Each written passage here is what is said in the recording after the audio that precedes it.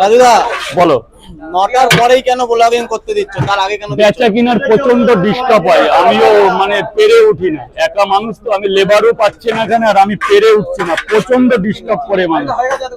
ক্রিয়েটারের সাথে কথা বলতে গেলে আমি মনে করি একটা ক্রিয়েটার আমার ভাই বেরাদার, সেইভাবেই তার সাথে কথা বলতে, এবার কাজের টাইমে প্রচন্ড ডিস্টার্ব হয়। তাহলে রাজুদা তুমি এত তো ভাইরাল, তো তুমি তো ক্যামেরার সামনে বলে দিতে পারো যে আমার একটা লেবার লাগবে বা ম্যানেজার দেখো, লাগবে। অ্যাকচুয়ালি এই যে লেবার ব্যবসাটা, এটা আমার এলাকার লোক ছাড়া হবে না। কে ভোর 5টার সময় আসবে তুমি বলো?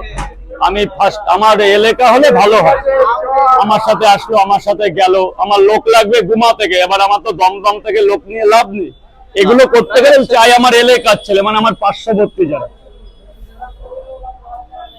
আমি আসি 6টায়, লেবার আসে 9টায়, তাহলে তারে রেখে আমার কি লাভ? তাহলে হয় না। এরকম লোক আছে কাস্টমাররা, এরা কিন্তু কাস্টমার আমাকে খুব হেল্প করে। অ্যাকচুয়ালি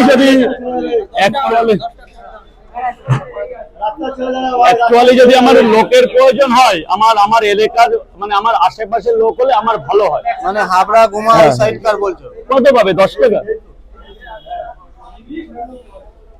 আচ্ছা রাজু, নরমালি তোমার পরোটায় কি মেশানো থাকে যে মানুষ খাওয়ার জন্য এরকম রাজধানী ভালোবাসা, যাচ্ছে? ভালোবাসা সব উমড়ে পড়ছে পুরো, মানে ভালোবাসা নাকি?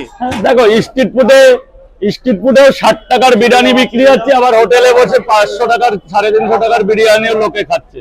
কি যে যার প্রতি একটা ফিলিংস, একটা ভালোবাসা এসে যায়। আমরাও তো স্ট্রিট ফুডে খেতে যাই না, এই দোকানের মোমো ভালো, ওই দোকানের স্যুপ ভালো, এরকম মানুষও আমাকে ভালোবেসেছে। কোনো কিছুই মেশানো লাগে না ভালোবাসা জয় করতে গেলে। একদম।